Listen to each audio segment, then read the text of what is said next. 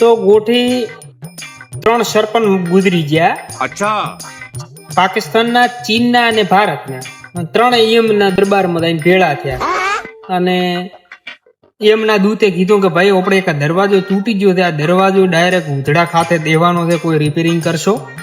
ચાલો પાકિસ્તાન વાળા પૂછ્યું કે બોલ ભાઈ કેટલો ખર્ચો આવશે એનો?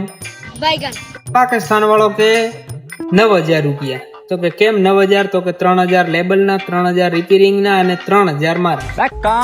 ચીન વાળાને પૂછ્યું બોલ ભાઈ કેટલા ખર્ચો આવશે? તો કે 12,000. તો કે કેમ 12,000? તો કે 4,000 લેબલના, 4,000 મટીરિયલના અને 4,000 મારા.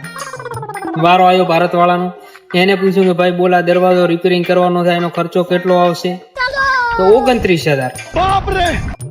કેટલા? 29,000. તો કે ચમ 29,000? તો કે બોલ મત 10 તારા. હે કે 10 તારા?